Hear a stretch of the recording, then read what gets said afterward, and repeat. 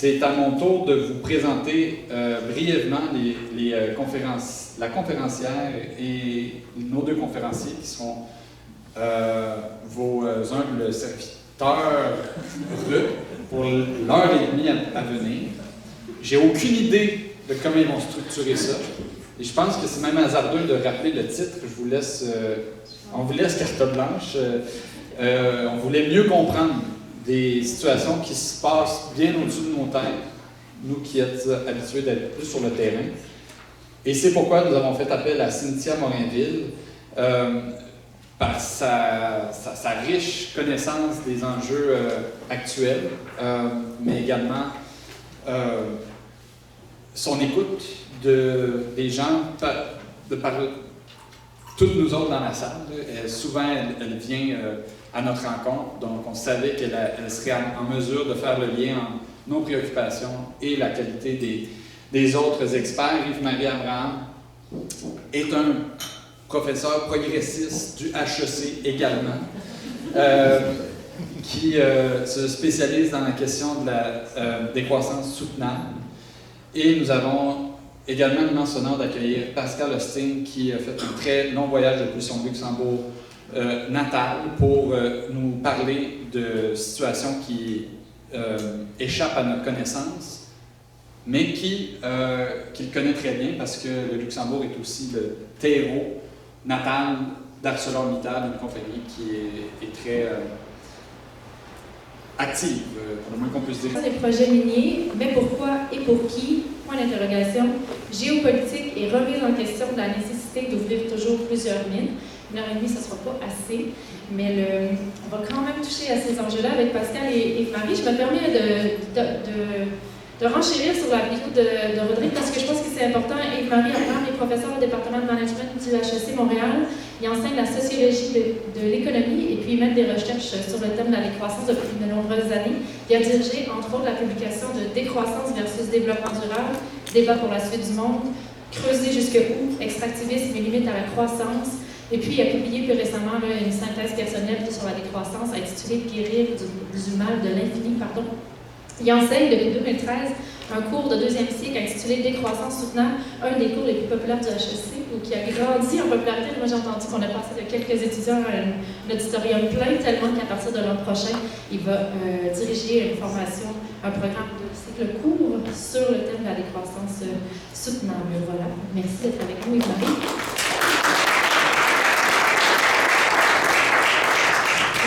Pascal Poussé, je me pratique depuis tantôt.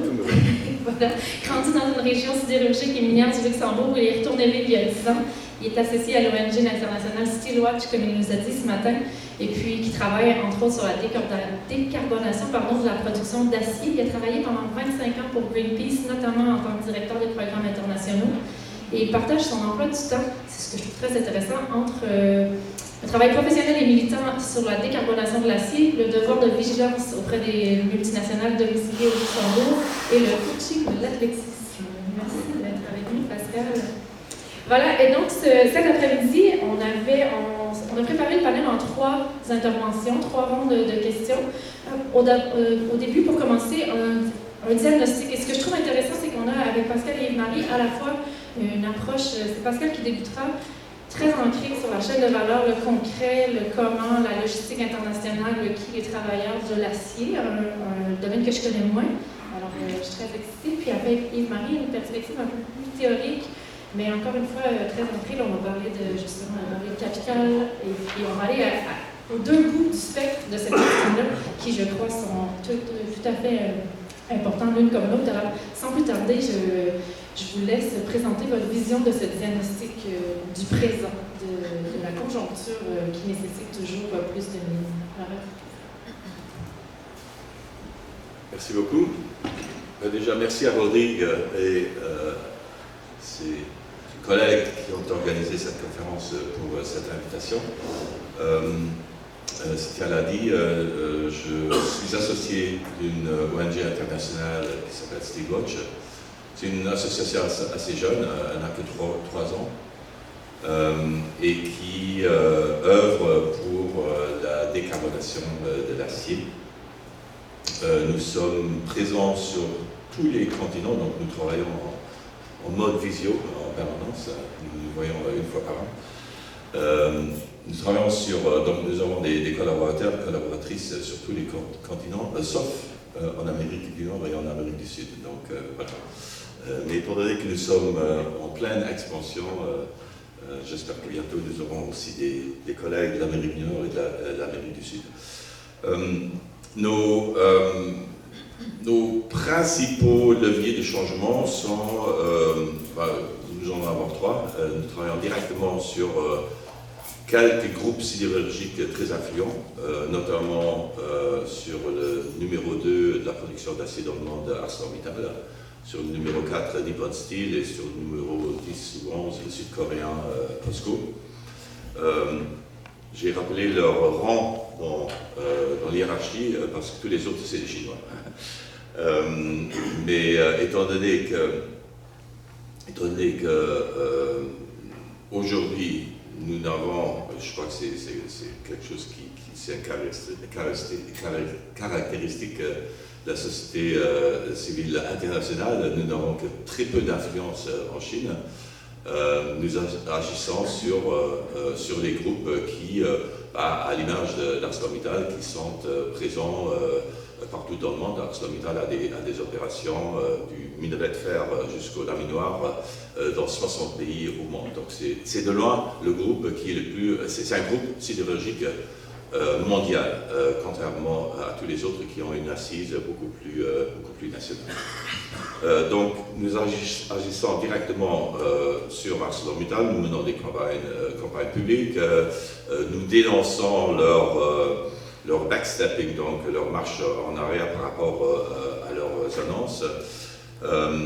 Mais nous nous intéressons aussi à ce que nous appelons la complaisance du secteur sidérurgique dans sa globalité. Donc c'est un secteur qui est très fortement lié aux décideurs politiques, un secteur avec un lobbying politique qui est très fort, qui est une grande proximité avec les décideurs politiques. En Europe, par exemple, c'est ArcelorMittal qui définit la position d'Eurofer, qui, elle, définit la position de Business Europe auprès de l'Union européenne. Donc, c'est des acteurs, du fait de leur implantation territoriale forte, qui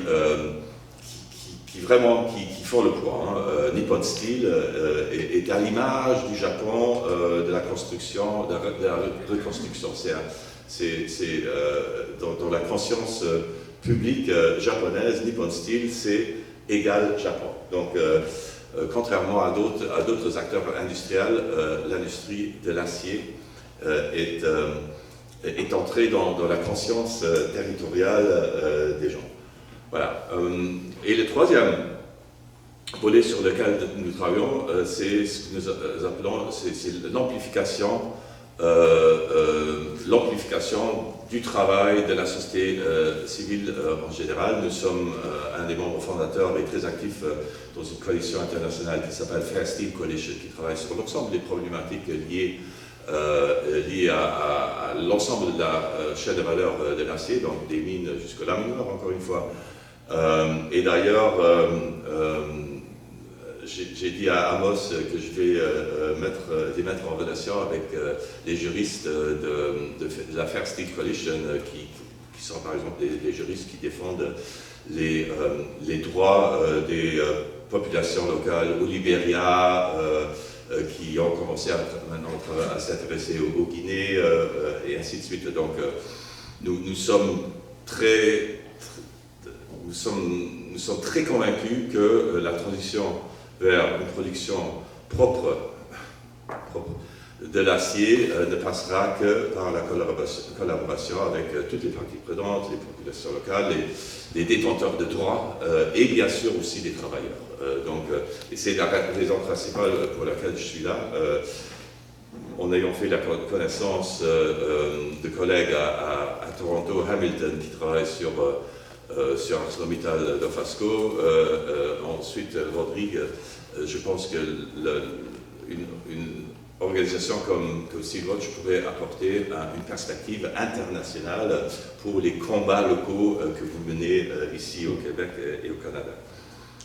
Donc, j'aimerais partager quelques données clés, quelques aspects clés de cet impact qu'a l'acier sur cette très très très fine couche de gaz qui entoure notre planète et qui nous permet, la vie sur Terre.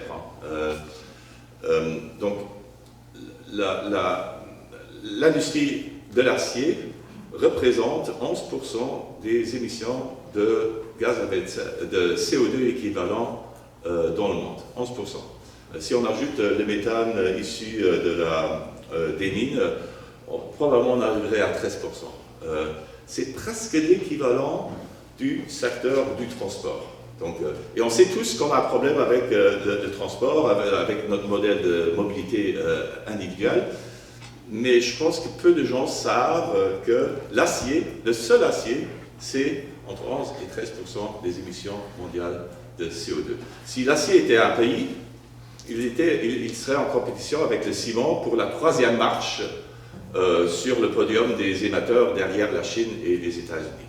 Donc, juste pour vous donner l'envergure du problème. Maintenant, l'acier en lui-même n'est pas le problème.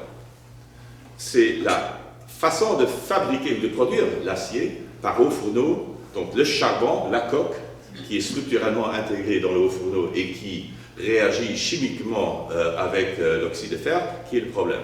Donc, c'est la production de fonte dans des hauts fourneaux qui représente 90% de l'ensemble des émissions émises dans la chaîne de valeur. Donc, ce n'est pas l'acier qui est le problème, c'est le charbon qui est le problème. Et d'ailleurs, le Canada est un des principaux exportateurs de charbon dit métallurgique au monde. On connaît tous l'importance du Canada en ce qui concerne l'exportation de minerais de fer, mais le charbon métallurgique rapporte autant à l'économie canadienne que l'exportation de minerais de fer, autour de 8 milliards, 9 milliards de dollars par an. Donc le problème, c'est le charbon. Et on peut aller jusqu'à dire que, en fait, l'acier n'est qu'un byproduct de tout ce processus. Pour chaque tonne d'acier produit à base de fonte au fourneau, 3 tonnes de CO2 équivalent sont émises. Donc, 1 tonne d'acier, 3 tonnes de CO2 équivalent. Voilà, donc ça c'est pour l'envergure du problème. Maintenant, les grandes tendances sur les 20 premières années de ce millénaire, la production d'acier a doublé. Et les émissions ont doublé aussi, bien sûr. Or, depuis 4-5 ans, on voit une stagnation et toutes les projections actuelles montrent que d'ici 2050, la production d'acier n'augmentera qu'autour de... Les projections varient entre 5 et 15%. Donc, et la raison principale, c'est bien sûr que les besoins dans les pays du Sud commencent peu à peu à être remplis, notamment en Chine, où on est aujourd'hui dans une situation de surproduction, de surcapacité massive. Donc l'acier, contrairement à d'autres processus industriels, n'est pas un secteur qui est projeté, dans les projections montrent qu'il y aura une forte augmentation, aussi forte augmentation des matières premières qui seront nécessaires. Et la meilleure nouvelle dans les tendances lourdes, c'est que la production d'acier secondaire, donc la production à partir de ferraille, d'ici 2050, représentera 50% des besoins d'acier.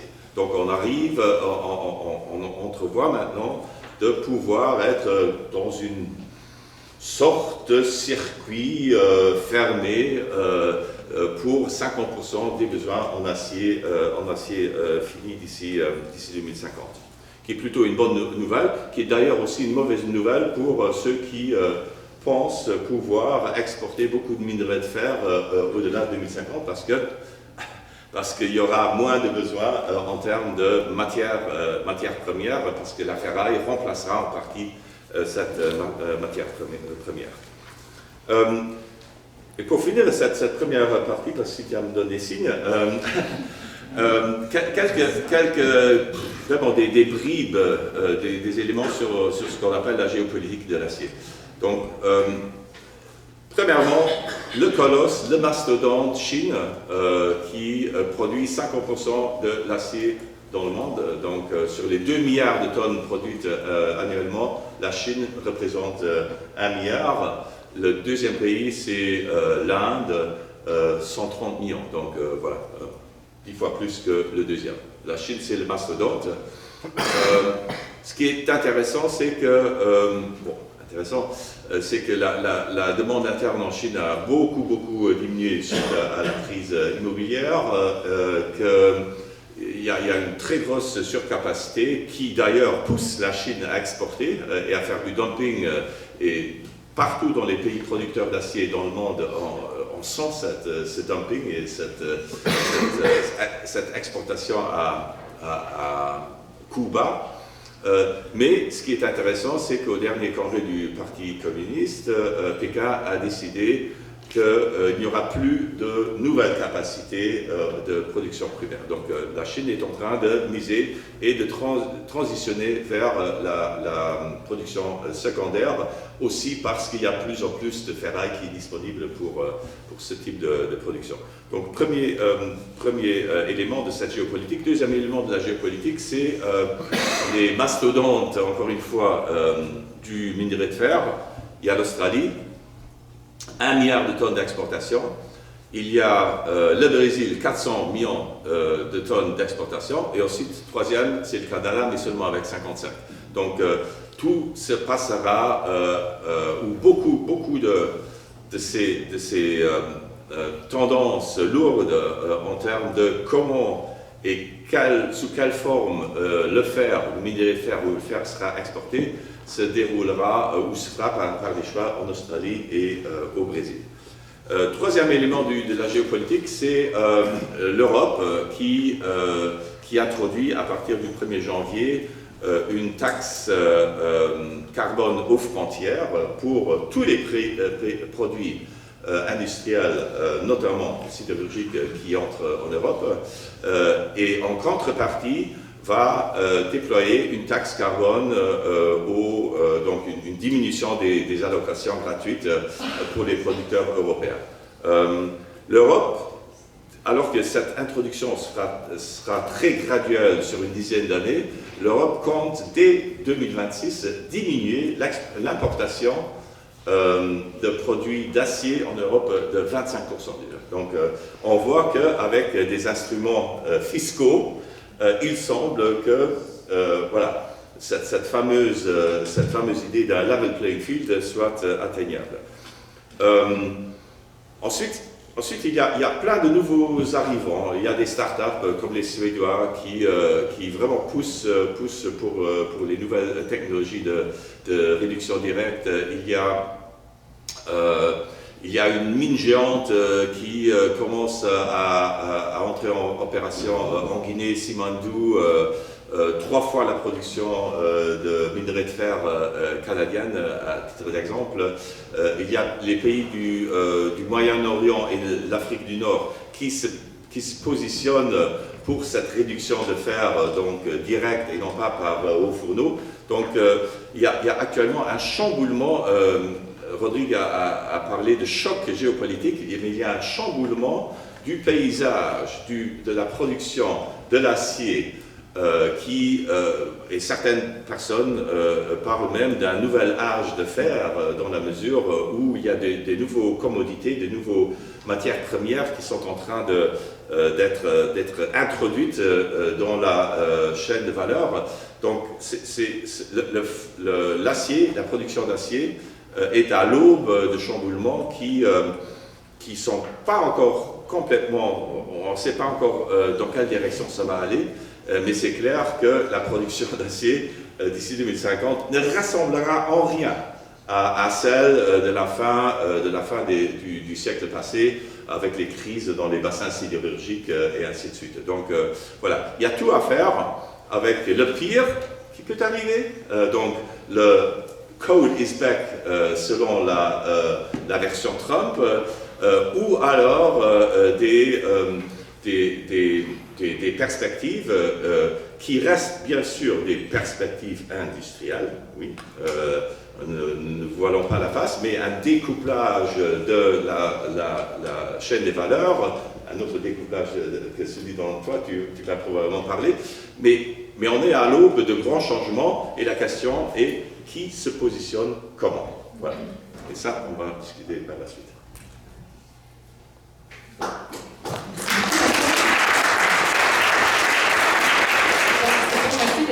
De temps en 15 minutes, un tour d'horizon plutôt en 15 minutes, merci beaucoup. Maintenant, j'aimerais passer la parole à Yves-Marie pour nous parler un peu de ces moteurs de l'accélération, voilà, la diagnostic du système, le point de vue décroissance, capitalisme. Merci beaucoup merci de l'invitation d'abord, Audrey. Je ne connais rien aux mines, j'habite cette ville minière qui s'appelle Montréal, dont tu parlais ce matin. Donc c'est-à-dire un endroit qui est relativement à l'abri des désastres dont vous parliez ce matin, dont M. Grégoire parlait, enfin, vous avez été nombreux à évoquer tous ces désastres, donc je suis un peu à l'abri de tout ça, donc d'autant plus méconnaissant. Et je travaille donc moi sur la question de la décroissance, et en fait ce que je suppose que c'est pour ça que Rodrigue m'a invité, c'est pour vous lancer une invitation en fait, qui serait de penser vos luttes, de concevoir vos luttes dans une perspective de décroissance soutenable. Il faut aller jusque-là. C'est l'idée que je voudrais amener, une invitation que je vous lance. Qu'est-ce que c'est que la décroissance soutenable? C'est une idée très simple, c'est un arrêt volontaire de la course à la croissance économique pour bâtir un Québec, des sociétés plus soutenables, plus justes, plus démocratiques. C'est ça la définition de la décroissance. Arrêt volontaire de la course à la croissance économique pour bâtir des sociétés plus soutenables, plus justes, plus démocratiques. L'idée est très simple, la mise en œuvre l'est moins évidemment, mais l'idée est très simple.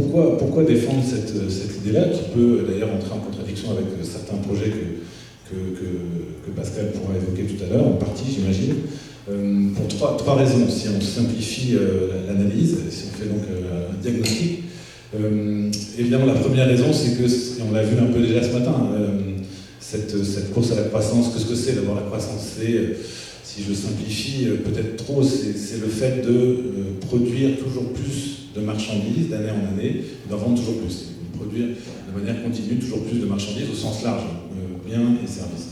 Et si elles ne sont pas vendues, ça ne marche pas. Alors c'est quoi le problème de cette course à la croissance? On en voit trois. Donc, le premier, c'est que cette course elle est foncièrement destructrice, elle est profondément destructrice, et donc autodestructrice pour les humains. On détruit l'habitabilité de la planète pour les humains et pour les autres espèces. On a commencé à évoquer la question climatique. La question climatique, c'est essentiel de le rappeler, n'est qu'une partie du problème écologique. Et là, le passage par les mines permet de le rappeler. On a malheureusement bien d'autres problèmes que la question climatique, qui est gigantesque, qui à elle seule mériterait la critique que nous faisons, mais nous avons de très très gros problèmes sur bien d'autres dimensions, sur toutes les dimensions géologiques aujourd'hui planétaires. Bon. Et jusqu'au point, on peut penser que ça pourrait menacer en tout cas notre civilisation industrielle et peut-être même l'espèce humaine. Et puis peut-être la question écologique aussi, il faut rappeler que elle ne se réduit pas à ce qu'on appelle l'environnement.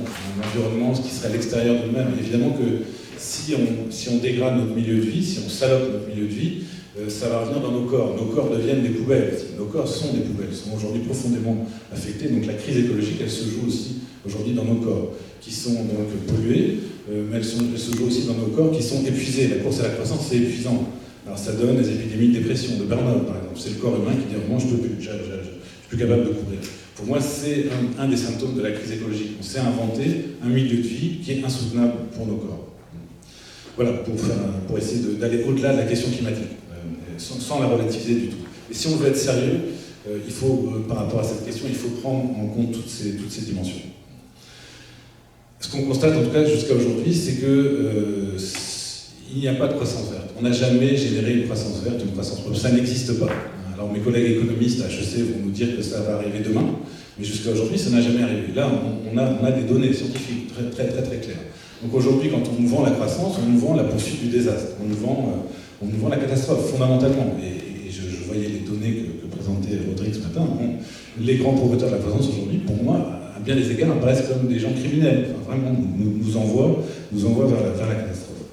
Donc ça, c'est la première raison de refuser cette course à la croissance. Si on veut, et là je rejoins Martine Ouellet qui dit que la solution est politique, la question politique c'est de quel monde voulons-nous? Si on veut effectivement d'un monde soutenable, si on veut ralentir la catastrophe écologique, la seule solution c'est effectivement d'arrêter cette course à la croissance. Et c'est la plus simple. Mais il y en a d'autres. Parce que là c'est finalement, je fais valoir une espèce d'impossibilité. Bon, après il y a aussi peut-être des raisons positives de refuser cette course, pas seulement donc, parce que ce serait impossible. La deuxième, c'est que, et là je vais plus sur mon terrain, qui est celui de la sociologie, qui est ma discipline d'origine, quand on fait les comptes de cette course à la croissance, quand on regarde qui gagne, qui perd, bon, c'est une course, donc il y a toujours une minorité qui gagne, ça c'est normal, sauf que cette minorité c'est toujours la même. Et on la connaît à l'avance, en gros, je caricature, mais c'est à peu près ce qu'on constate.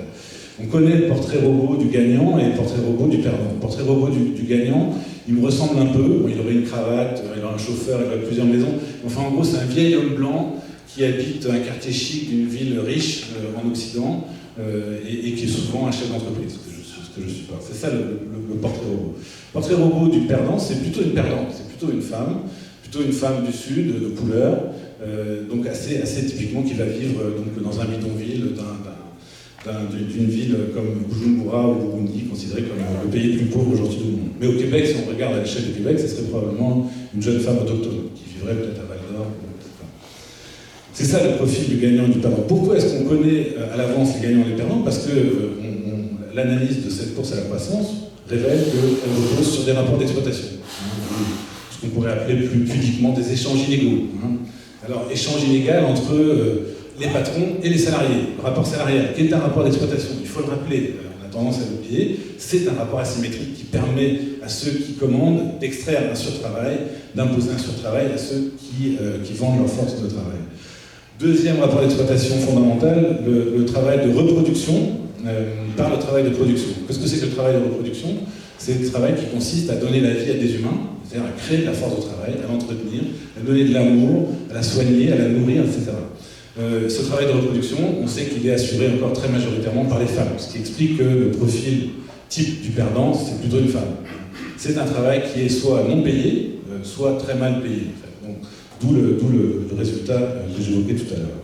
Troisième rapport d'exploitation qui est en jeu, l'exploitation des pays du Sud global par les pays du Nord global. Donc, au Québec, c'est encore un peu plus compliqué, on l'a vu ce matin, parce que notre Sud, il est aussi au Nord. Et puis, il y a ici dans la salle des personnes qui justement viennent de ce Nord et font partie de ces victimes. Donc c'est le rapport colonial puis néocolonial. On ne peut pas penser l'extraordinaire croissance économique des 2 derniers siècles sans invoquer cette colonisation et l'exploitation qu'elle a permise. Donc voilà pour le deuxième raison de refuser cette course à la croissance. Elle est profondément injuste. Puis là, j'invoque pas j'ai pas dans la tête une définition très ambitieuse de la justice. Ce serait même la justice comme égalité des chances. Cette égalité des chances, elle n'est même pas respectée. Je ne parle pas d'une conception de la justice plus exigeante qui nous conduirait vers une égalité des conditions, qui serait celle que je défendrais. Mais même l'égalité des chances, elle n'est pas respectée. Donc voilà, pour moi, il y a une deuxième... À nouveau, si on tient à la justice, on peut s'en foutre évidemment de la justice. Mais si on prend un peu au sérieux la promesse de justice de notre civilisation, là, il y a une sacrée contradiction entre le fait de vouloir soutenir cette croissance et ces inégalités que je viens d'évoquer. Puis il y en a une troisième qui me paraît aussi essentielle, troisième raison, c'est que cette croissance, en fait, on nous la vend, on nous la promeut, les politiques nous la promeuvent, en disant qu'elle va contribuer à améliorer notre bien-être, individuel et collectif.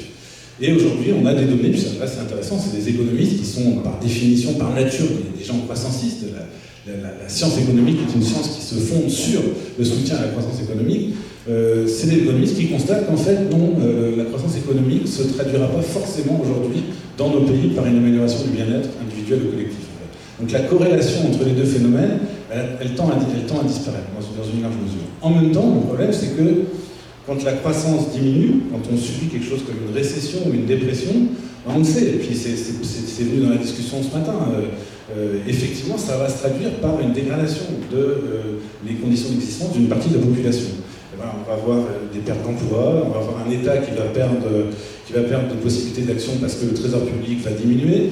Donc effectivement, la croissance ne nous apporte plus d'amélioration, mais en même temps, il nous faut continuer à soutenir la croissance. On se retrouve un peu comme le type qui sur un tapis roulant dans une salle de gym, court juste pour pas tomber en fait. Mais pas assez. On ne court pas pour aller quelque part et pour améliorer son sort, on court simplement pour préserver la situation. C'est pas mal le sort dans lequel on est aujourd'hui. On a des exemples ce matin de gens qui se retrouvent justement à défendre une industrie qui est en train de les détruire, très clairement, dont ils sont complètement dépendants, à laquelle ils sont soumis, mais ils sont obligés de défendre cette industrie parce que c'est celle qui leur donne à bouffer dans ce monde-là. Donc c'est une espèce de piège atroce dans lequel on est aujourd'hui, c'est de défendre ce qui nous tue, dans une large mesure. Dans le secteur minier, c'est beaucoup ce qu'on observe, énormément. Donc là, on est dans un cas de figure qui porte un nom qui est celui de l'aliénation. L'aliénation, c'est quoi? C'est finalement se retrouver dominé par sa propre création. C'est le docteur Frankenstein qui crée une créature pour le servir et qui finalement se retrouve dominé par sa créature. C'est exactement ce qui se passe. Alors, je trouve qu'avec l'industrie minière, on en a une illustration d'une force incroyable. Ce qui devrait nous être utile, finalement, nous menace et nous tue. Alors voilà la troisième raison pour moi de refuser cette course à la croissance et de vous lancer cette invitation à une décroissance. Merci beaucoup.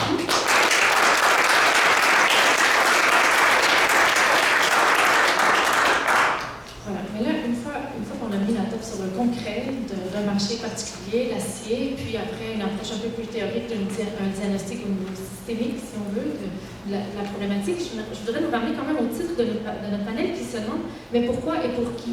Et dans les deux cas, avec Pascal et Marie, on a commencé à parler des gens un peu, les perdants, les gagnants, les travailleurs, les compagnies surtout, qui font le marché international du milieu minier. Mais j'aimerais qu'on se concentre particulièrement dans ce deuxième tour de questions sur le qui et le quoi de cette crise géopolitique en ce moment. Ouais, moi, en fait, la question que je me suis posée, qui est peut-être une interprétation de la tienne, mais c'est finalement d'où ça vient. Pourquoi est-ce qu'on se retrouve embarqué dans cette affaire en fait? Parce que quand on dit il faut décroître, il faut décider d'arrêter cette croissance, bien souvent une objection que nous recevons, c'est bien, attendez, mais cette croissance, elle est dans la nature humaine. Les humains veulent de la croissance parce qu'ils veulent améliorer leur sort, ils ont des besoins qui sont potentiellement illimités, et la croissance économique, ça n'est jamais que l'effet composé de nos efforts individuels pour essayer d'améliorer notre condition. Autrement dit, on essaie de loger l'origine de la croissance économique dans notre biologie, en fait. Et nos adversaires vont souvent nous dire ça, écoutez, vous pouvez bien faire ce que vous voulez, l'humain, il veut la croissance. Alors là, il faut faire un tout petit peu d'histoire, un tout petit peu d'ethnographie. Il suffit peut-être d'ailleurs d'aller voir comment vivaient les Premières Nations qui occupaient ce territoire avant que les Européens arrivent. Et on découvre à ce moment-là des humains qui avaient peut-être d'autres folies, suivaient peut-être d'autres projets, mais qui n'étaient pas du tout dans une logique de recherche de croissance. Pas du tout. Donc le détour par l'histoire, le détour par l'ethnographie, révèle que non, que ce n'est pas quelque chose qui trouve son origine dans notre nature. Alors une deuxième hypothèse, c'est de dire, ok, alors c'est peut-être dans notre culture, c'est peut-être une mauvaise idée qu'on a eue, c'est une idée qui s'est emparée de nos esprits peu à peu, et puis on s'est retrouvé embarqué dans cette affaire. Et le PIB, c'est un mauvais indicateur, on ne mesure pas la bonne chose. Mais sous-entendu, c'était vraiment dans notre façon de voir les choses que le problème reposerait fondamentalement. Alors là aussi, je pense que malheureusement, c'est vrai en partie, la croissance elle est soutenue par nos croyances. Nous sommes encore trop nombreux à être convaincus que cette croissance elle est là pour nous, pour notre bien-être. Donc la croyance est là, mais c'est une croyance qui est relativement bien fondée. Comme je le disais tout à l'heure, quand la croissance économique vraiment s'arrête, dans nos sociétés, ça fait très mal. Comme une bagnole qui fonctionne à l'essence, qui se retrouve sans essence, une société de croissance qui se retrouve sans croissance, elle souffre beaucoup. Donc en fait, ce besoin de croissance, il est malheureusement enraciné dans la dynamique fondamentale de nos sociétés. Alors, d'où ça vient? C'est là où on va utiliser le grand mot, le gros mot qu'il faut réutiliser à mon avis, c'est ce qu'on appelle le capitalisme. D'où vient cet impératif de croissance? À l'origine, la raison d'être de la croissance, c'est cet effort, non pas de satisfaire toujours plus de besoins humains, mais d'accumuler du capital. C'est ça l'enjeu. Et c'est ça dont on est les victimes, c'est ça qui domine nos vies, puis qui domine très clairement l'industrie minière. Donc on voit, le cas de l'or est particulièrement flagrant. Bon, l'or, effectivement, ne sert pas à grand-chose, par contre, il sert à faire du fric, ça, effectivement, très clairement. Donc, mais on pourrait le dire pour énormément d'activités humaines aujourd'hui. Donc le fond de l'affaire, effectivement, c'est cette forme de vie sociale qu'on appelle le capitalisme qui s'est imposée dans nos sociétés. Et c'est là où le détour par l'histoire, le détour par l'ethnographie est très très important. On va réaliser que c'est pas quelque chose qui concerne l'ensemble de l'humanité. C'est très récent. Ça fait cette course à la croissance, elle a 2 siècles, 3 siècles maximum. Et ça commence dans un endroit extrêmement restreint à l'échelle de l'humanité, en Europe. Et on pourrait restreindre encore plus. C'est quoi? C'est la bourgeoisie. C'est la bourgeoisie occidentale qui lance cette grande course, qui embarque le reste de l'humanité dans cette grande course, jusqu'à aujourd'hui l'imposer à l'échelle de l'humanité. Donc, voilà, c'est à la fois une mauvaise nouvelle et une bonne nouvelle. Parce que la mauvaise nouvelle, c'est qu'il faut sortir du capitalisme si on veut arrêter ce massacre. Mais malheureusement, je crois que si on est sérieux, c'est à ça qu'on aboutit inévitablement. Ça, c'est la mauvaise nouvelle, parce qu'effectivement, ça fait un moment que des humains plus nombreux, plus courageux, plus intelligents que moi cherchent à le faire et ils ne réussissent pas. Donc, on ne sait pas sortir du capitalisme, on ne sait vraiment pas. Là, je n'ai pas de solution miracle. La bonne nouvelle, c'est ça, c'est qu'en même temps, ça reste un phénomène socio-historique contingent. Il n'y a rien dans l'histoire de l'humanité qui nous conduisait inévitablement à ça, et il n'y a rien surtout qui nous condamne inévitablement à rester dans ce monde-là. On a tout à fait la possibilité en tant qu'humain de concevoir d'autres formes de vie. L'histoire encore est essentielle pour ça. Moi, c'est à ça que je me raccroche pour ensuite embarquer sur des propositions dont on parlera ensuite. Oui, effectivement, on dit souvent que c'est plus facile d'imaginer la fin du monde de manière apocalyptique avec les zombies que d'imaginer la fin du capitalisme. Là, notre imagination a un peu de la misère à produire des scénarios alternatifs, mais quand même, là, le pour qui et le pourquoi, il y a quand même, et tu l'évoques, Marie, la question des travailleurs qui sont aliénés par ce système-là, mais qui en dépendent. Il y a le qui, il y a le quoi. Pour revenir à la question de l'or, quand même, ça stabilise les marchés pour les banques centrales, mais ça stabilise aussi les portefeuilles familiaux dans plusieurs régions du monde où là, soit la devise ou le marché ou la géopolitique locale ne le permet pas. Et donc, ça offre un filet social souvent quand il y en a pas. On s'entend que c'est souvent porté en termes d'ornement, mais j'aimerais compliquer un petit peu cette notion que l'or ne sert à rien. Parfois, quoique je suis pas en désaccord avec la prémisse de base, mais quand même, si on en parlait de travailleurs un peu avec Pascal, je te reprends sur le micro. Je me permets de réagir à 2-3 points Oui, avant de parler de cette notion de transition juste par rapport à la question plus spécifique de l'acier. Donc moi j'adhère complètement aux thèses que tu viens de présenter, Marie. Je pense que c'est même il n'y a rien d'idéologique dans tout ça. C'est juste, c'est physique. Quand nous savons que l'ensemble des systèmes qui supportent le système chimique, physique, biologique, qui soutiennent la vie sur Terre sont en train de s'effondrer. Les travaux du Stockholm Resilience Institute le montrent. Toutes les limites sont en train d'être dépassées. Toutes. Donc, ces fameux points de bascule dont on parle en théorie sont en train de se rapprocher de façon très concrète. Donc, et s'il n'y a que cet état de fait qui nous dit qu'une croissance infinie dans un monde fini, voilà, d'un point de vue physique, ça ne fait aucun sens. Voilà. Maintenant, c'est un discours qui tient à la route, absolument, et même plus que tenir la route. Mais en prenant par exemple la question de la consommation de l'acier, si on regarde d'un peu plus près, on voit que la consommation d'acier par habitant est très fortement biaisée en faveur du nord global. Nous avons construit nos infrastructures qui donnent beaucoup de confort quotidiennement dans la vie, sur base d'un processus de fabrication qui compte parmi les plus dangereux, les plus néfastes que le monde moderne ait connu, à savoir les hauts fourneaux. Voilà. Le Sud global, par contre, est sous-approvisionné. Les infrastructures de base n'existent pas dans le Sud global. Donc, la demande de décroissance, elle doit être adaptée au niveau de confort matériel que les différents peuples ont acquis. Donc, moi, je pense par exemple que 12% de l'acier produit dans le monde va dans la construction, va dans le secteur automobile. Est-ce que ces 12%, on ne pourrait pas en faire abstraction? Est-ce qu'on ne pourrait pas se dire, voilà, de toute façon, nous savons qu'avec bientôt 10 milliards de personnes sur Terre, dont 80% seront concentrés dans des centres urbains, hyper urbains, est-ce qu'il ne faudrait pas en finir avec la mobilité individuelle?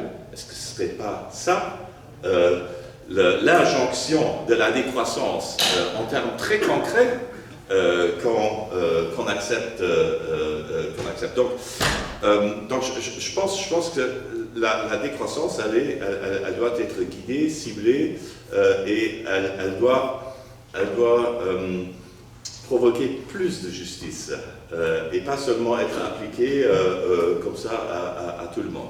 Et d'ailleurs, tu as mentionné la bourgeoisie européenne qui a instigé, qui a entraîné le reste du monde dans cette surconsommation au service du capital. Maintenant, si les Européens n'ont pas été très performants historiquement, mais s'ils ont bien réussi une chose, c'est qu'aujourd'hui, le mode de consommation européen, type, voilà, du capitalisme européen, c'est le modèle qui domine dans le monde et qui d'ailleurs mène à une situation où on peut aujourd'hui plus parler tellement de nord global et sud global, mais plutôt d'un global rich versus local poor. C'est ça aussi, et dans la production de l'acier, c'est quelque chose qui ressort fortement. La promesse de justice. Moi, je pense qu'il y a un impératif de justice qui prime sur les autres, et c'est la crise climatique. C'est ma profonde conviction que si nous ne garantissons pas une perspective de survie à nos enfants, donc on parle souvent de ces dates fatidiques 2050-2100, 2100, oui, voilà. Si les bases physiques d'une vie sur Terre ne sont plus garanties, je pense que dans tout ce discours sur la transition juste, il y a surtout l'impératif de transition, où c'est l'impératif de transition qui vient en premier. Ensuite, tu l'as mentionné, il y a ceux qui, comme mon père, comme mon arrière-grand-père, comme mon arrière-arrière-grand-père, ont travaillé dans l'industrie sidérurgique. Ces gens-là ne comprendraient pas pourquoi on les pointe du doigt, parce que ils ont mis la force de leurs muscles au service d'un produit final, de l'acier, mais aussi au service du patronat. Et donc, si aujourd'hui on parle de transition, si on dit par exemple pour la situation au Canada, voilà, ce serait bien si il n'y aurait plus de hauts fourneaux, donc plus de production primaire à Dofasco, mais que cette production primaire se fasse près des mines sur base du procédé de la réduction directe. Cela entraîne qu'un tiers du personnel d'ArcelorMittal et Dofasco perdrait leur boulot. Ça signifierait aussi qu'il y aurait des besoins additionnels de main-d'œuvre ailleurs, et tous ces comment dirais-je, ces modèles théoriques, quand on est en face d'un syndicaliste de la CGT à Dunkerque, c'est pas facile, hein? Et quand on parle à un syndicaliste de Forbach ou de Gelsenkirchen, quand on leur dit bah, écoutez les gars, là il faut décroître quand même, c'est plus tellement facile non plus.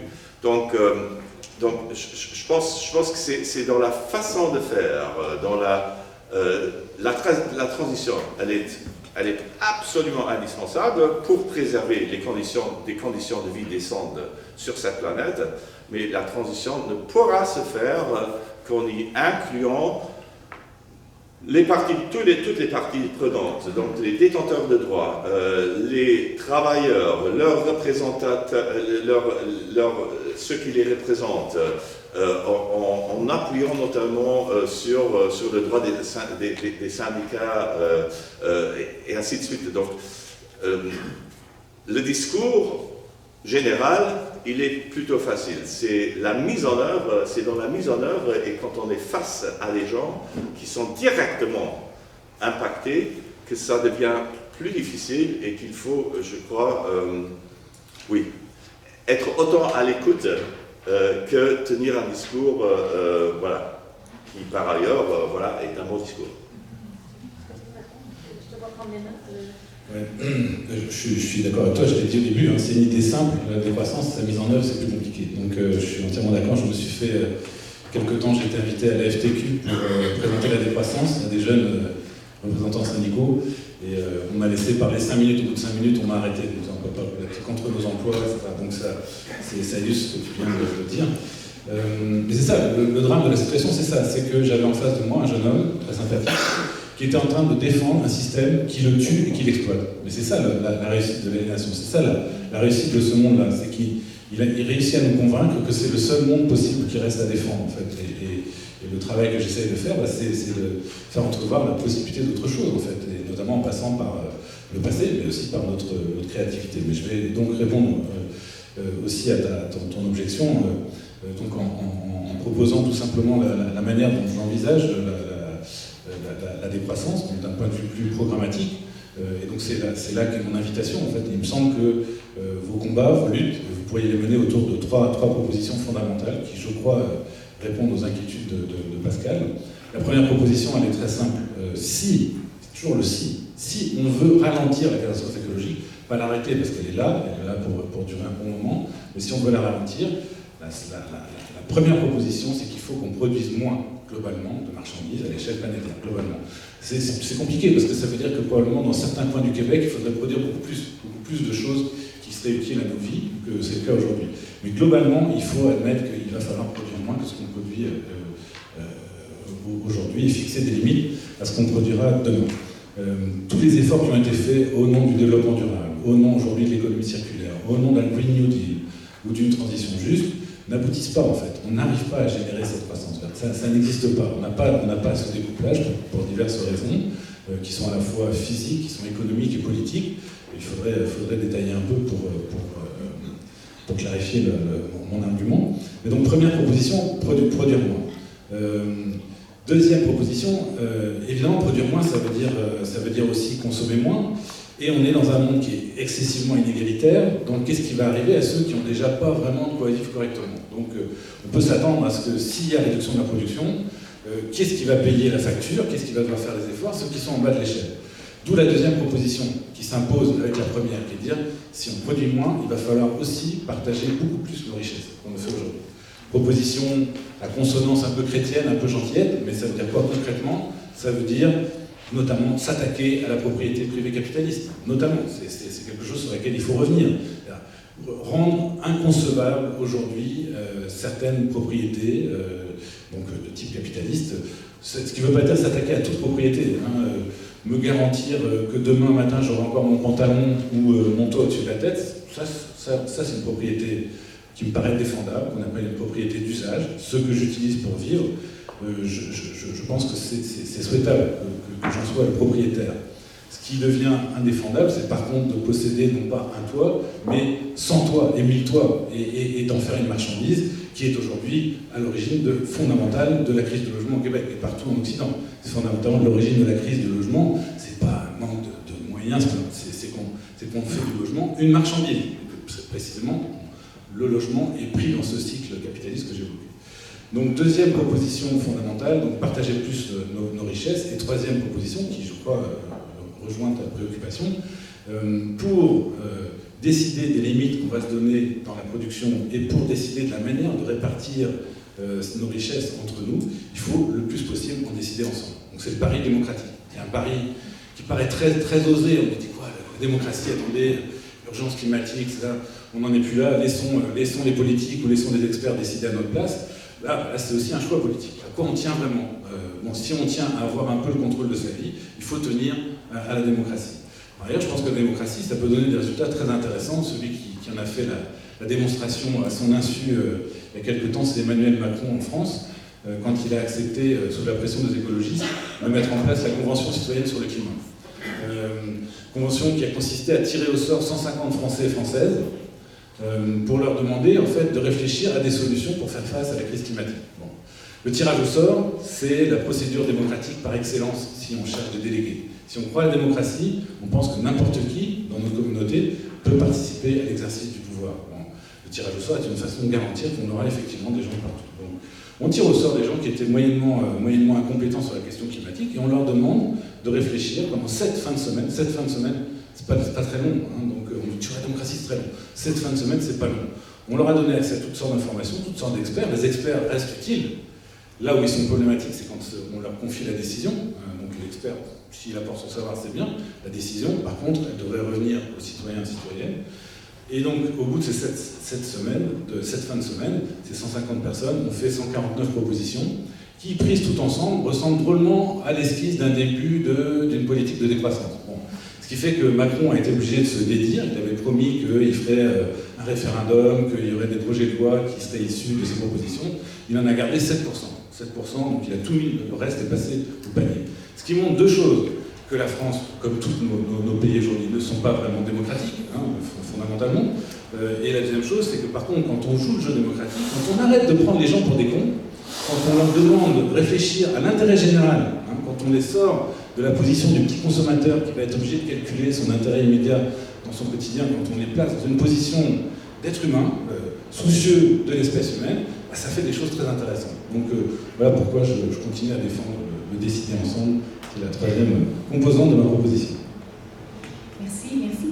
Évidemment, on ne voulait pas vous laisser, on allait aborder la question des solutions en fin de conversation parce que je te remercie d'abord. Puis, quand on parle de produire moins, je veux juste prendre un moment pour se préciser que produire moins, ça ne veut pas dire nécessairement retourner à l'âge de pierre. Parce qu'on n'a qu'à se pencher sur la question du déchet pour voir. Moi, j'ai consacré 10 ans de ma vie à travailler sur la gestion du déchet électronique en particulier. Puis, ultimement, notre production de déchets, elle est liée à ce système de capitalisme-là. Et on produit énormément de matière qui passe de l'usine au site d'enfouissement, qu'on n'utilise jamais.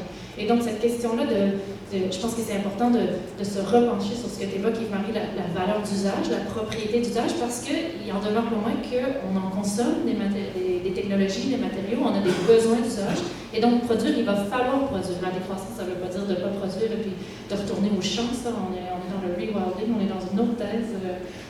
On ne les a pas évités, ces experts-là, aujourd'hui, pour une autre fois, peut-être. Mais quand même, je voudrais repasser la parole à Pascal pour nous parler de solutions, justement, dans cette perspective-là où de la production, il y en aura. Qu'est-ce qu'on fait à cet égard?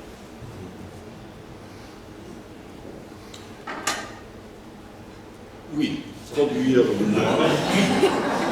Et je pense aussi qu'il faut quand même quelques limites absolues. Je pense que le Canada, par exemple, parce que je suis au Canada, le Canada devrait arrêter d'exploiter les mines de charbon métallurgique. C'est quelque chose à... Il faudrait en terminer. Parce que même si le charbon métallurgique qui est exporté n'est pas inclus dans le bilan carbone et dans l'empreinte carbone et dans le NCP du Canada, il est utilisé dans des biofourneaux ailleurs, 2 tiers en Europe, 1 tiers en Asie. Et donc il faudrait en finir. Voilà. Donc ça c'est une décroissance totale. Par ailleurs, le minerai de fer canadien, qui est qui a une très haute teneur en fer, donc qui largement 65, 66, 67%, est un minerai de fer qui se prête à la réduction directe. C'est un minerai qui est de telle qualité qu'il doit, déjà, il ne devrait pas être, parce que c'est quelque chose de trop grande qualité, qui ne devrait pas être utilisé dans les fourneaux pour être transformé en fonte à base de coke. Mais c'est un minerai de fer dont l'utilisation devrait être telle que sa propriété propre soit activée, disons-le comme ça. Donc, et là, il y a deux options qui se présentent.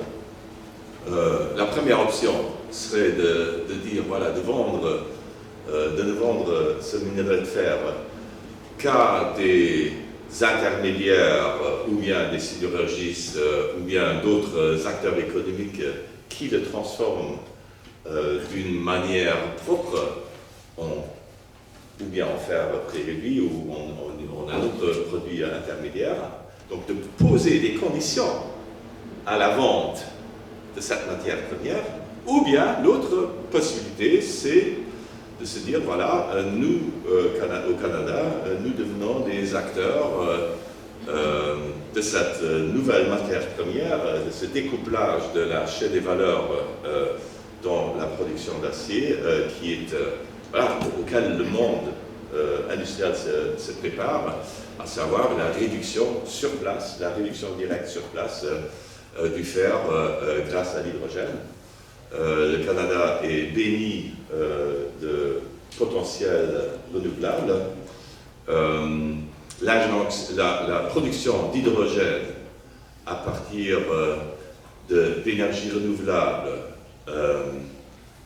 peut atteindre un rendement, s'il se base sur des électrolyseurs à oxyde solide, peut avoir un rendement énergétique de 90%, à condition qu'il ne soit pas comprimé par la suite, qu'il ne soit pas stocké par la suite et qu'il ne soit pas utilisé par la suite dans des usages qui font pas sens d'un point de vue thermodynamique. Mais une production d'hydrogène vert sur base renouvelable par électrolyse et une injection directe dans des fours de réduction, on atteint des rendements, on peut atteindre des rendements de 90% qui, dans le monde,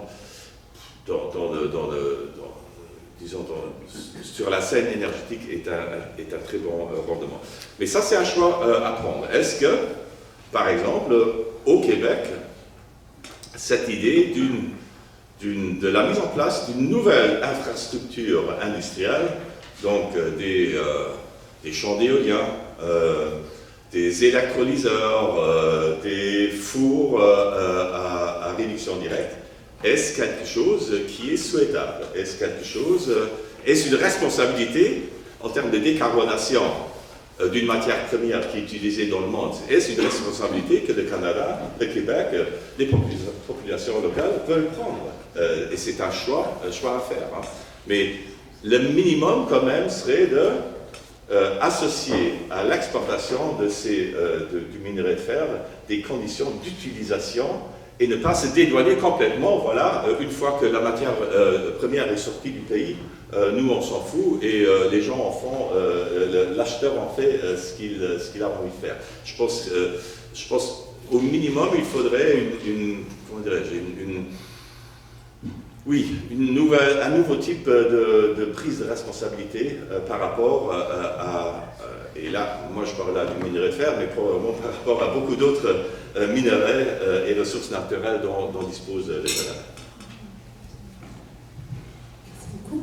J'aimerais une dernière question avant d'ouvrir vers le plancher. J'imagine qu'il y a des questions dans la salle. On a gardé 20 minutes à la fin pour des questions de l'assistance, mais j'aimerais quand même vous amener sur la question de la solidarité. Parce qu'on a parlé d'intervention dans le marché, d'intervention par l'appareillage légal ou législatif d'un pays sur des limites à l'exportation, des balises en soi, mais les marchés des métaux, des minerais sont des marchés internationaux. Ce sont des matières qui circulent, des matières fongibles qui circulent sur les marchés. Puis, les différentes localités sur la planète sont mises en relation, que ce soit l'extraction du fer au Québec ou les hauts fourneaux dans la région d'où tu viens, Pascal. Ce sont des régions qui vivent des dynamiques différentes, des enjeux différents, mais qui sont profondément connectés par l'entremise des marchés. Puis, je me demande, dans la conjoncture actuelle, où on a un retour du discours de la sécurité, on l'évoquait ce matin, ça me rappelle un peu l'importance de la solidarité internationale qui a eu un impact dans les discours de désarmement il y a quelques générations. On n'est pas très loin de ça. Est-ce qu'il n'y a pas une fenêtre dans la conjoncture actuelle avec la transition du discours qui glisse vers la sécurité et qui quitte la transition énergétique qui était beaucoup plus alléchante, je pense, pour les communautés? Est-ce que vous y voyez un changement de la donne vers une solidarité internationale qui nous permettrait d'unir les enjeux des régions minières avec les enjeux des travailleurs à différents niveaux de la chaîne de production? Tu n'avais pas prévu cette question-là? Non. Et donc je ne vais pas y répondre. Mais je pense que le problème aussi écologique, le problème de la justice que j'ai posé ramène aussi, de toute façon, cette question de la solidarité. Après, c'est aussi une façon de répondre à une objection ou une inquiétude de Pascal. On nous dit toujours, écoutez, il faut que les pays du Sud puissent accéder aussi à la croissance. Mais dire ça, c'est oublier que les pays du Sud, depuis la colonisation, sont dans des sociétés de croissance. Ils sont simplement du mauvais côté. Ils sont dans ce que Samir Amin appelait les périphéries. Les périphéries qui sont absolument essentielles pour justement qu'une croissance puisse se produire au nord. En fait. Et comme le disait Frantz Fanon, petite phrase, dans les damnés de la Terre, l'Europe est une création de l'Afrique. Il y a bien eu une aide au développement, mais une aide au développement du nord par le sud. Bon, c'est là-dedans qu'on est. De la même façon que le nord québécois aide le développement du sud québécois. Et cette relation, elle est essentielle. Donc, une relation de dépendance qui perdure. Alors, comment penser la solidarité à partir de cette analyse-là, qui est inspirée de Samir Amin? C'est penser quelque chose qui ressemblerait déjà à une véritable autonomie, que les pays du Sud n'ont plus eu depuis qu'ils ont été colonisés, en fait. Depuis que les peuples du Sud ont été colonisés, depuis qu'on en a fait des États-nations, etc. Donc, déjà, ce serait une solidarité à penser vis-à-vis des peuples, pas vis-à-vis de leurs États, donc ne pas confondre un État et son peuple, le peuple sur lequel il règne. Donc déjà, tendre vers le maximum d'autonomie. Et puis là, évidemment, l'horizon, c'est une autonomie réelle, une indépendance réelle, pas seulement en fiction, pas seulement politique, mais aussi sur le plan matériel. Ça, c'est l'horizon. Et en termes de stratégie, il y a des choses à faire. Vous avez déjà suffisamment de boulot sur les bras, vous, qui luttez ici pour défendre vos milieux de vie. Mais par exemple, tout ce qui est lutte pour l'annulation des dettes qu'on réclame au pays du Sud aujourd'hui, il paraît être une proposition tout à fait audible, assez réformiste, pour dire au moins arrêtons d'exiger de ces pays qui remboursent les pays du Nord pour toutes sortes de dettes plus ou moins imaginaires qu'on leur réclame aujourd'hui. Ça, c'est une proposition fondamentale. On peut aussi lutter de manière beaucoup plus modeste pour rééquilibrer un petit peu les rapports entre nations, donc du Sud et du Nord. Un petit peu. C'est des rapports complètement déséquilibrés. Le Nord a toujours su utiliser sa force en fait, pour imposer le libre-échange quand ça l'arrange, pour fermer ses frontières quand ça l'arrange. Donc là, il y a sûrement du jeu à faire. Donc il y a un horizon à poser, c'est ce que j'ai essayé de faire, et puis il y a évidemment toutes sortes de stratégies pour aller vers cet horizon dont ce que j'évoque. Et puis pour ce qui est de notre bord, nous qui vivons sur ce territoire, ce que je défends, moi, effectivement, est un monde où il y aurait des échanges entre les humains. En fait, les humains pourraient recommencer à circuler, parce qu'il faut quand même remarquer que depuis 100 ans, en fait, on a connu une régression faramineuse. Les riches peuvent circuler comme ils veulent, les pauvres ne peuvent plus circuler. Enfin, donc l'humanité circulait beaucoup plus facilement dans le temps, beaucoup plus aisément que c'est le cas aujourd'hui. Refaire circuler les humains, refaire circuler les idées, ça me paraît fondamental. Mais par contre, recommencer à penser des vies à une échelle beaucoup plus réduite pour nous, habitants du Nord, qui avons, comme disent deux collègues allemands, un mode de vie impérial. Un mode de vie impérial, c'est-à-dire que notre mode de vie est soutenu par l'exploitation de territoires immenses, comme si nous étions à la tête d'empires. Donc il faut repenser le vie à une échelle beaucoup plus locale. Le concept qu'on met de l'avant de plus en plus en ce moment, c'est celui de biorégion. Repenser un Québec des biorégions où on aurait des communautés qui dépendraient d'un territoire beaucoup plus restreint. Évidemment, ça supposerait d'abandonner certaines consommations, ça c'est certain, mais on entretiendrait avec ce territoire certainement des rapports beaucoup plus harmonieux qui nous rapprocheraient certainement de ce que les Premières Nations ont fait pendant des millénaires avant qu'on débarque. Oui, ça me rappelle la définition du nomadisme moderne, les nomades qui sont chez eux partout, et les nouveaux sédentaires qui ne trouvent plus la place pour vivre. Donc,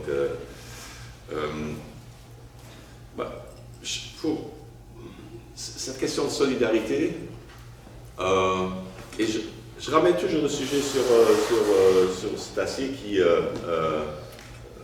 sur lequel je travaille, mais qui fait aussi partie de qui je suis.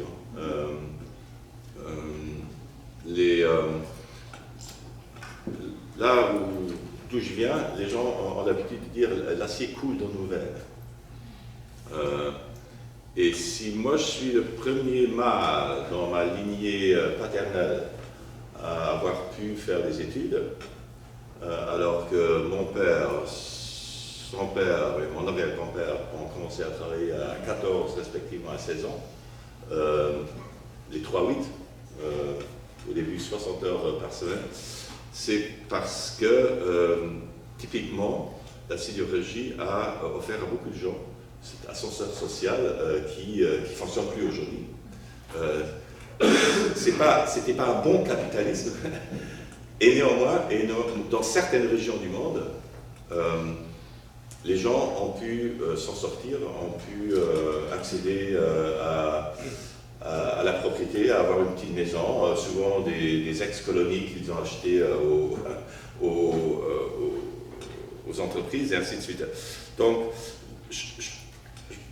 pour moi, c'est important de me rappeler toujours ma propre histoire quand j'essaye d'extrapoler et de regarder le monde. J'ai entendu dans certaines discussions que j'ai eues sur la situation au Canada que voilà, et d'ailleurs c'est la même chose au Libéria, c'est la même chose en Afrique du Sud, où d'ailleurs ArcelorMittal est en train de vendre ses opérations à l'État sud-africain.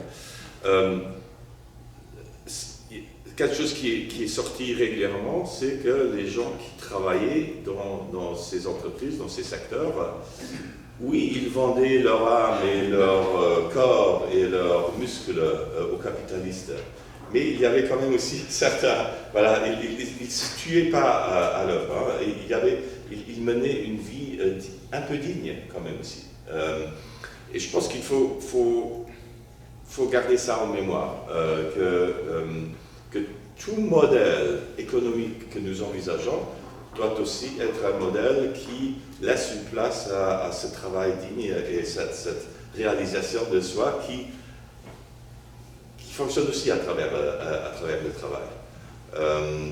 Et moi, un des reproches que j'ai souvent eu en tant qu'environnementaliste, c'est celui de faire fi des préoccupations des gens qui travaillent, voilà, d'être un privilégié, mais tellement privilégié que j'avais perdu le sens de la réalité de beaucoup de gens. Et tu as cité plusieurs des gens qui t'ont influencé. Moi, il y a un anthropologiste qui est mort récemment, qui avait comparé qui avait parlé des luttes des activistes du climat avec les salariés des raffineries au nord de la France, et qui a dit il y a une alliance objective entre ceux qui disent voilà, il ne faut plus raffiner du pétrole à cause du climat, et qui disent voilà, nous on en a marre de vendre notre vie à ce raffineur Total. Et je pense que c'est ce type d'alliance et de convergence qu'il faut aller chercher, mais tout en considérant quand même le point de départ qui est différent du travailleur et de celui qui apporte une vue global, voire global des choses. Merci beaucoup, Pascal et Marie. Maintenant, j'ouvrirai le micro du plancher pour des questions probablement de la salle. Selon ma montre, il nous reste... On vous inviterait à venir ici pour qu'on puisse le capter en enregistrement. En fait, en vous écoutant, il y a eu deux choses qui m'est venues à l'esprit. Il y a un mot que j'avais vu dans les années 90 qui était le mot déterritorialisation. Et puis, dans le fond, ce que ça nous disait, c'était que les riches propriétaires terriens d'Europe trouvaient qu'on était trop de gens sur leur terre pour payer de redevances, puis qu'il faudrait qu'ils nous retirent ça tranquillement pour nous, puis qu'il n'y ait plus de gueux, hein, de population qui décident du territoire, puis on le voit bien ici au Québec là, par rapport au plein minier. L'autre chose, puis là c'est une réflexion que je veux juste comme faire, le capitalisme a absolument besoin du sexisme pour exister. Puis, à toutes les réunions, il y a tout le temps un groupe de femmes qui dit « femmes et minières ». Puis à chaque fois, on les regarde tout le temps en regardant à bas, en regardant à côté, mais dans les faits, si le féminisme était un arme contre le capitalisme ne pourrait pas résister à ça. Parce que c'est quand même une méthode d'analyse. On n'impose pas personne, on analyse d'une façon qui met l'homme et la femme et l'enfant dans les bons endroits, dans les bons résultats de sciences, dans les bons calculs, dans les bonnes questions, tout ça. Puis, dans votre analyse, quand vous avez dit « je suis le premier mâle de telle génération, telle génération, telle génération », c'est ça. Ça fait partie du problème. De se calculer comme le premier mâle, la première femelle, de ci, de ça. T'sais. Parce qu'on veut la séparation pour que le capitalisme fonctionne, pour que l'homme et la femme soient séparés. Alors, c'est juste ça que je voulais comme amener comme chose, parce qu'on est quand même 52% de la population.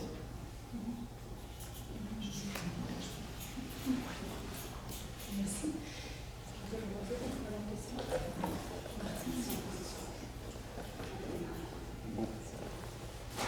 Moi, c'est plus un commentaire qu'une question. Apporter mon grain de sel dans la question accélération des projets miniers, mais pourquoi et pour qui? Je pense qu'il faut commencer par poser la question pour qui. Et moi, je vais faire ça un peu simple. C'est pour les oligarques. On va arrêter de fronter des histoires. C'est pour les oligarques. Et pourquoi? Ben, c'est de la cupidité indécente. C'est de l'accumulation de richesses de façon indécente. Et quand on parle de développement économique, on devrait changer notre vocabulaire parce que normalement, ce mot-là a été perverti. Le développement économique, ça devrait être du développement qui profite à l'ensemble de la collectivité. Or, actuellement, au Québec et ailleurs dans le monde, il y a un paquet de projets qui nous sont présentés comme du développement économique, mais qui ne sont pas du tout du développement économique, mais des projets strictement d'enrichissement des oligarques. Et ces projets-là sont souvent même pas rentables, à même des subventions. Le capitalisme, c'est un mot beaucoup trop neutre pour parler de cupidité. Moi, j'ai de la misère avec l'ensemble du vocabulaire qui est utilisé. C'est un vocabulaire qui a été mis en place par les think tanks néolibéralistes. Et même ce mot-là, néolibéralisme, c'est-tu un beau mot? Néo, c'est nouveau. Libéralisme, c'est la liberté. Pour, dans le fond, parler des oligarques qui viennent piger dans la poche des citoyens. C'est ça, le néolibéralisme. Donc, moi, je pense que c'est ça qui est en train de se passer et je pense que c'est possible de mettre fin à ça. Et on peut parler de décroissance, oui, mais c'est vrai que c'est un terme qui fait peur, mais je pense que si déjà on arrêtait le gaspillage, on ferait déjà une grande partie de ce qui est proposé dans la décroissance. Et donc, ça ramènerait l'idée qu'on ne retourne pas à l'âge de pierre, parce que dans la décroissance, il y en a beaucoup qui imaginent le retour à l'âge de pierre, même si ce n'est pas ça. Et je termine là-dessus. Je m'inscris en fond. On a eu la discussion ce midi et je ne pouvais pas m'empêcher sur l'hydrogène, qui est une fausse bonne solution. Je peux vous dire, si vous n'êtes pas au courant, qu'il y a tout un groupe de citoyens qui se mobilisent en Mauricie qui s'appelle Toujours Maître chez nous, contre les projets d'hydrogène, contre le projet d'éolien, et ce n'est pas de la transition énergétique. Il y a plusieurs professeurs, mais le professeur Duquerque de Polytechnique qui a fait des calculs, et c'est 94% de gaspillage d'électricité. Donc, ce n'est pas de la transition énergétique, c'est clairement une fausse bonne solution, que malheureusement, on est inondé de ces fausses bonnes solutions-là, et aucun projet d'hydrogène pseudo-vert ne tient la route économiquement. Donc, je pense qu'il faut arrêter de mettre de l'argent public dans des aussi mauvais projets. Merci Martine. C'est intéressant parce que Pascal et moi, on a eu cette conversation-là. Je viens d'avoir aussi, chez des étudiants qui travaillent sur le projet de TES Canada. J'ai grandi à Trois-Rivières et à Bécancour. Puis, parce que cette question d'hydrogène vert-là, on en a parlé en amont du panel, c'est pas neutre comment ça descend au Québec en ce moment, particulièrement au moment présent. Le BAP s'en vient sur ce projet-là. Mais j'aimerais passer le micro à Pascal parce que on ne parle pas du même hydrogène vert dans ce que Pascal avait nous proposé tout à l'heure, et puis je lui permets d'apporter la précision. Non, on parle du même hydrogène vert, à savoir du hydrogène qui est produit à base d'électrolyse sous l'apport d'électricité de renouvelable. Donc c'est le même hydrogène, mais l'usage est complètement différent. Encore une fois, je l'ai dit, le rendement énergétique d'une injonction directe d'hydrogène dans un processus de fabrication de fonte ou de fer pré-lévis est de 90%. Voilà. Par contre, si on produisait de l'hydrogène vert pour ensuite le comprimer, pour ensuite le stocker, pour ensuite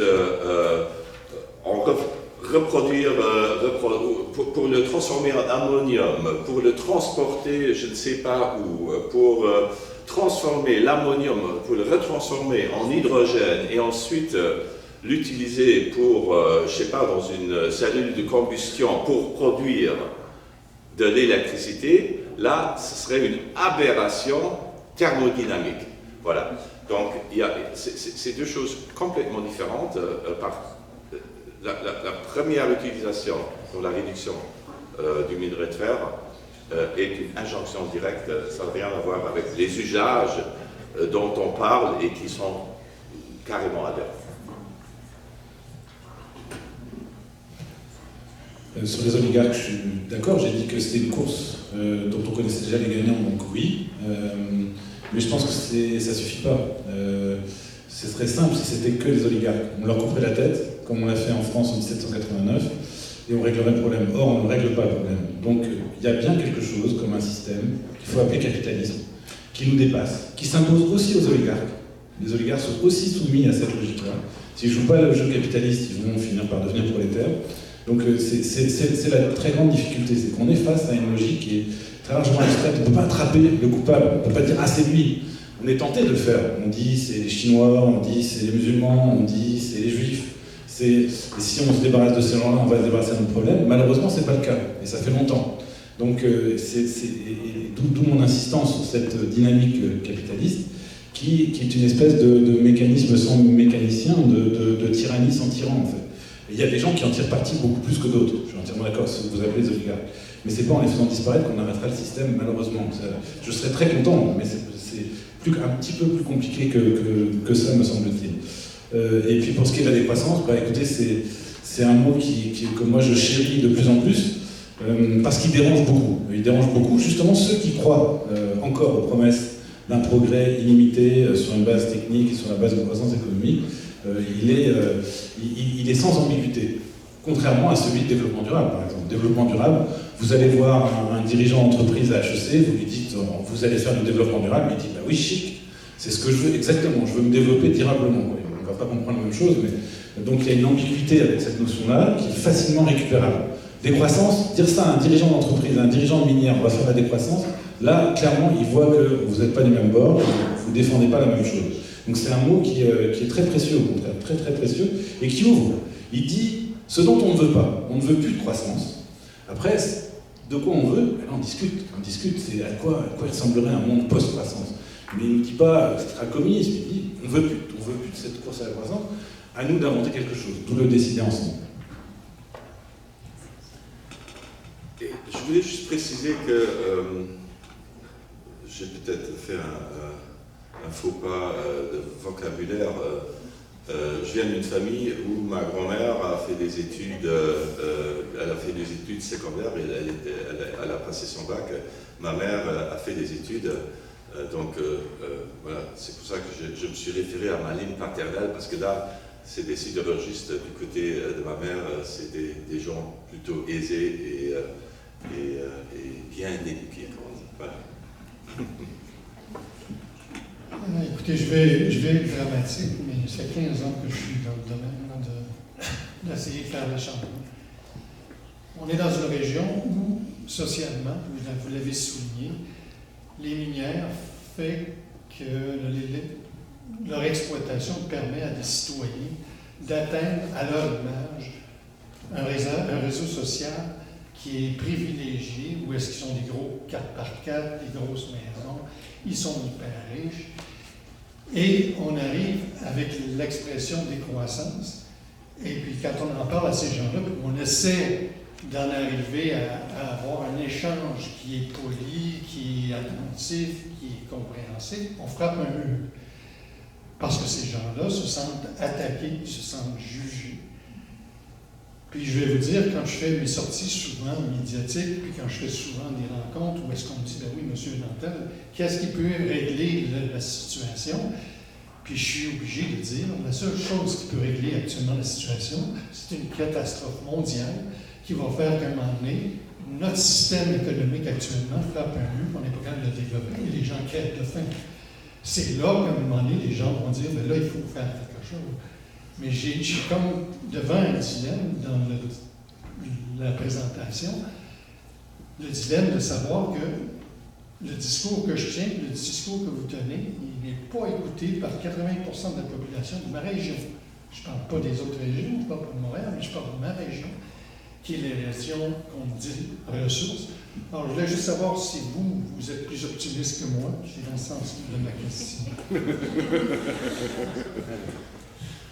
Cynthia, pour un indice qui vaut ce qu'il vaut, mais Cynthia l'a évoqué au début, je donne ce cours sur la décroissance depuis 2012 à HEC, où j'avais la première année 12 étudiants qui l'avaient choisi.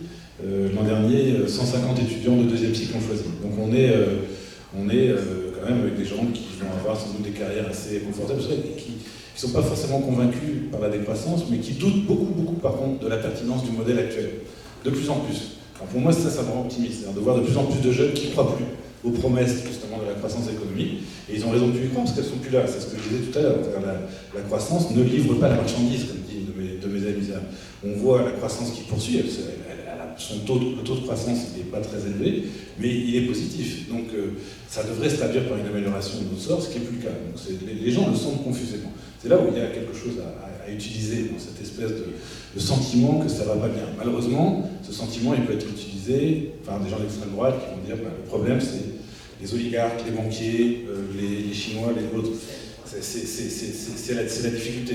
Pour moi, le danger il est surtout là.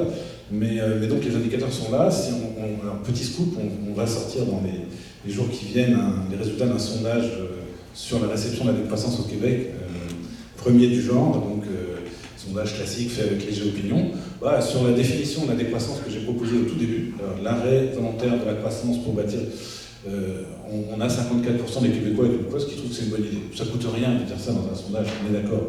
Je suis sûr qu'il y a 20 ans, au début, où on a commencé à utiliser la notion de décroissance, on n'aurait pas eu ce score-là. Je pense que ça fait peur à de moins en moins de gens.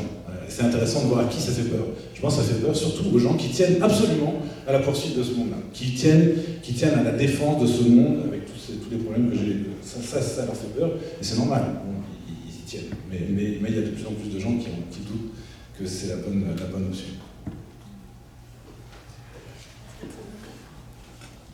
Oui, moi, juste pour compléter ce que vient de dire Marie, moi je vis dans un pays, un tout petit pays, mais c'est comparable aux autres pays européens, où il y a un discours décroissantiste qui est en train de naître dans la sphère de l'extrême droite. Décroissance par rapport à l'immigration, décroissance du repli sur soi, décroissance dans cette... voilà, on va produire ce dont on a besoin, on n'a pas besoin des autres. Et c'est autant étant donné que j'ai passé une dizaine d'années à Paris, autant on avait du mal à se faire entendre en tant que décroissantiste, parce que le terme en lui-même était assez quand même, était pas très bien accueilli. Autant maintenant, avec des discours de repli sur soi, ce terme, il peut, voilà, le concept en lui-même peut être encore un peu plus galvaudé. Qu'est-ce que tu en penses? Oui, c'est aussi un des dangers. En fait, il y a des décroissants de tous les bords politiques, donc d'où l'importance de bien situer les choses, en tout cas de bien les situer. En tout cas de les situer. Donc je me suis situé du côté clairement d'une décroissance de gauche, d'inspiration socialiste, on va dire, fondamentalement, mais aussi anti-industrielle, ce qui est probablement là-dessus qu'on aurait des débats. En même temps, je pense qu'on n'a pas le choix non plus que d'essayer de faire atterrir ce vaisseau industriel planétaire aujourd'hui. Donc ça suppose de trouver des solutions comme celles que tu cherches. Je pense qu'on ne peut pas passer de là où nous sommes aujourd'hui au monde dont je rêve. Donc il faut penser des transitions, et là ça légitime tout à fait ce que tu fais, il me semble. Donc, mais fondamentalement, effectivement, je défendrais moi un monde qui serait un monde sorti de la civilisation industrielle. L'originalité de la décroissance, c'est aussi c'est surtout d'être une position anti-productiviste. Ça nous amène à critiquer le capitalisme libéral, ou néolibéral, peu importe, le capitalisme qu'on connaît en Amérique du Nord, mais ça amène aussi à critiquer ce qui a été fait au nom du socialisme en Union soviétique ou dans la Chine de Mao, qui sont des modèles productivistes. C'était des modèles qui visaient la croissance et qui ont réussi à générer une forme de croissance pendant un certain temps, mais avec les mêmes problèmes que ceux que j'ai posés au départ. Donc la rupture, c'est vraiment avec le productivisme. C'est là que ça se situe, et pour moi, c'est là qu'est la solution. Rompre avec cette course au toujours plus. Merci. Et je vois le temps qui file, j'aimerais prendre les deux dernières questions. Il y avait Rachel et Chantal. On va les prendre une à la suite de l'autre, puis après, je vous redonne la parole pour les mots de la fin. Merci pour le panel. Je voulais juste souligner une phrase avant ma question qui me met en fait du bien dans le panel, mais que le capitalisme est physique et non idéologique. Ça a comme du sens pour moi de le nommer ainsi. C'est vraiment une phrase qui m'a interpellée. Moi, ma question, c'est plus parce que ce que je constate depuis quelques années, c'est vraiment que même le discours autour, en fait, le narratif autour des projets miniers qui vont être mis de l'avant va être énormément contrecarré par les ressources déployées par ces multinationales-là. En fait, donc, même la manière dont l'information va circuler sur le territoire va être largement inégale. Puis ça me dépasse vraiment beaucoup. Donc, je pense que j'aimerais ça vous entendre sur ça, entre autres. Comment faire la décroissance dans un contexte où l'information qui est diffusée sur le territoire est vraiment contrôlée finalement par, on a nommé des oligarques. Donc il y a ça, puis d'autre part, le rôle de nos gouvernements aussi dans tout ça maintenant, en fait, à court terme, surtout dans un contexte où justement l'information est encore plus, on va dire, déformée, fragmentée par l'intelligence artificielle. Fait que, on a parlé tantôt que c'est surtout la manière qu'on va élire les gens, donc les élus, donc j'ai espoir en ça aussi, mais vous, de votre expérience à court terme, peut-être dans des études de cas, des choses que vous avez déjà vues, est-ce que vous croyez qu'il y a des choses à court terme en fait, par quoi le gouvernement devrait commencer pour la décroissance? Donc, c'est ma question. Peut-être un peu trop longue, mais... Merci, Rachel.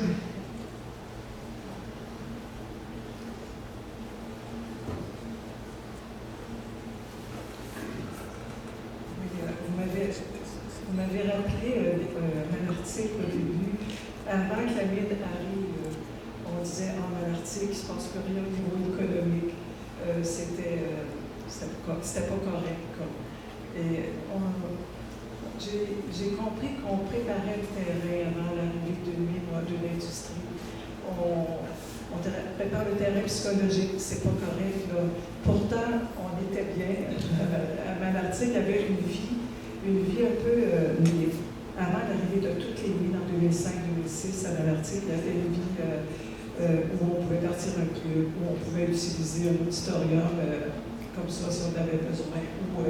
Il y avait une liberté qu'on a perdue avec l'arrivée de cette grande, de toutes ces multinationales-là qui sont au Cisco, entre autres, qui ont commencé à mettre des clôtures, à mettre des contraintes, et à se vanter, à dire « Oh, on a fait telle chose, regardez, c'est beau ici, le tel terrain. » Mais on n'avait pas ces besoins-là. On ne les avait pas. Ils ont détruit des choses pour en apporter d'autres. Il y a un gros lavage de cerveau qui se fait avant l'arrivée d'une mine. Je regardais le film Malartic avec Murdochville. J'étais dans la salle quand il y a eu la présentation, pas Murdochville, mais le film Malartic. Et quand on a parlé de Murdochville, on dit la même chose de Murdochville, que bon, il n'y a plus rien qui se passe là économiquement parlant. On n'a pas écouté les gens s'ils se pensaient de quoi aussi. Ça pouvait être une ville agréable où on trouve des maisons à 100 000, 200 000 et des maisons à 20 000, comme on avait à Malartic, des propriétaires de maisons à 20 000 et d'autres pauvres. On voyait, quand la mairesse a parlé à Murdochville, c'était drôle parce qu'on aurait pu mettre la face de toutes les maires de Abitibi avant que la mine arrive. Là, maintenant, je pense qu'il y en a plusieurs qui sont conscientisés, heureusement. Mais il y a un gros travail psychologique qui se fait auprès de la population. Et ça m'a rappelé aussi une conversation que j'avais eue avec des jeunes de 12 ans. Et il y avait eu un commentaire qui m'a frappé. On a perdu notre liberté, un jeune. Notre liberté, tu sais, quand tu acceptes des étrangers, c'est quand même une mine qui arrive et qui offre des choses. Moi, je ne sais pas quoi, je m'exprime mal.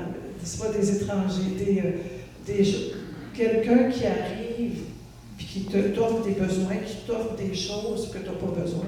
Du fer, de l'or, c'est pas dans les poches, là, c'est dans, je ne sais pas qui. Mais ça m'a fait réfléchir, on perd notre liberté. Je voyais toutes les clôtures, on ne se gêne pas les mines pour dire, pour nous empêcher de faire des choses, mais on est encore chez nous. Puis par rapport, on espère. Et par rapport à, comme vous dites, décroissance, ben, je trouve qu'il faudrait ajouter décroissance de. Et j'entends tout de suite croissance de. Tu ne peux pas décroître sans croître. Si les lignes sont arrivées, si la technologie est arrivée, on a laissé dépérir autre chose.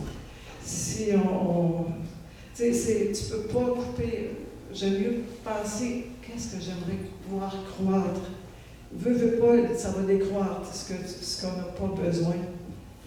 C'est au niveau alimentaire, la croissance, au niveau juste être autonome vêtements, autonome tout dans notre Québec.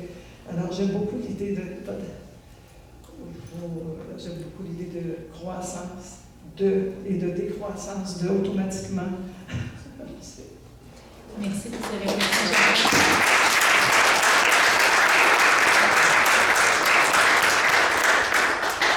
On a déjà 1 minute plus loin que le temps alloué par Rodrigue. Alors, un mot de la fin succinct à chacun de vous. Je commence, Pascal. Par quoi le gouvernement devrait commencer? Je pense qu'il ne faut pas attendre que le gouvernement commence. C'est la première. Mais puis vous n'avez pas attendu. Pourquoi vous êtes là? Parce que vous faites de la politique, comme vous y invitez Martine Ouellette. Il faut faire de la politique au sens large et noble que Martine Ouellette rappelait tout à l'heure. Vous en faites déjà, donc il me semble que vous êtes sur la bonne. J'ai rien à dire. En tout cas, il ne faut pas attendre le gouvernement, ça c'est sûr. Et c'est là où je ne suis quand même pas complètement désaccord avec ce que disait Martine Ouellette sur les oligarques. Mais c'est pas tellement l'oligarchie, c'est ce que disaient Marx et Engels dans le manifeste du Parti communiste, 1848. Les gouvernements modernes sont des comités de gestion des affaires de la classe bourgeoise. Que l'État soit au service des minières ou en général du capital, c'est pratiquement dans sa nature. Enfin, pour moi, l'État-nation, c'est pas mal ce qu'il a fait fondamentalement. Donc il ne faut vraiment pas attendre les gouvernements. Et puis, donc, vous avez parlé d'autonomie. S'il y a un mot positif que je mettrais de l'avant, c'est celui d'autonomie. Pour moi, le monde de la post-croissance devrait être un monde où, justement, on redécouvre l'autonomie, ses difficultés, parce que c'est du boulot, l'autonomie, se prendre en charge, c'est du boulot, mais aussi, c'est bien fait, en fait. Et je pense que c'est avec cet argument de l'autonomie qu'on peut aller justement vers des gens aujourd'hui qui s'attendaient, mais j'ai un gros salaire, j'ai une grosse maison, je dépends de tout ça, je veux défendre ce monde-là. Oui, mais dans quelle mesure tu es autonome? Tu n'es pas du tout autonome. Le jour où la minière s'en va parce qu'il n'y a plus de fric à faire, c'est fini, tu n'as plus rien, tu es d'une vulnérabilité totale. C'est le genre d'argument que j'utilise face à ces gens qui défendent ces systèmes qui sont, à mon avis, insoutenables et totalement injustes. L'autonomie, c'est quelque chose, quand je vais en région au Québec, parler de décroissance, c'est pas tellement la question écologique qui touche le monde, c'est pas tellement la question de la justice sociale, la question de l'autonomie, c'est là où j'ai le plus de résonance auprès des gens que je rencontre. Oui, oui sur la question de qui fait de la politique, oui, absolument, nous faisons de la politique ici, c'est absolument clair. Mais je pense que nous devons avoir l'ambition avec la politique que nous faisons ici, de peser sur, pas forcément les gouvernements, mais sur la gouvernance. Donc notre ambition doit être celle d'avoir une influence, hein, et ne pas nous résoudre ou nous accommoder avec notre petite bulle. Là, pour le coup, je pense qu'il faut être dans une logique de croissance et d'expansion. Sur la question des relais médiatiques, en venant ici, j'ai lu un article dans Le Monde sur l'empire médiatique de Bolloré. Je pense qu'on a un vrai problème. On a un problème et au niveau de... quand j'étais encore à l'EPIS, on l'avait déjà analysé. On a perdu la bataille de l'infrastructure, pas seulement du message, mais de l'infrastructure médiatique. J'ai vu dernièrement sur quels sont les supports médiatiques qui ont influencé le plus les élections aux États-Unis. Et c'était pas le New York Times, c'était même pas Fox News, c'était les Joe Rogan et tous ces formats-là. Et ces formats-là, dans la sphère progressiste, ils n'existent pas. Il y en a quelques-uns, mais en termes de nombre de clics, de nombre de views, c'est inexistant. Donc je pense qu'en tant que société civile, nationale, locale et internationale, il faut travailler durement pour nous créer cette infrastructure qui nous permettra, premièrement, de passer notre message, et deuxièmement, aussi d'être à l'écoute de ce qui nous revient comme réponse. Voilà.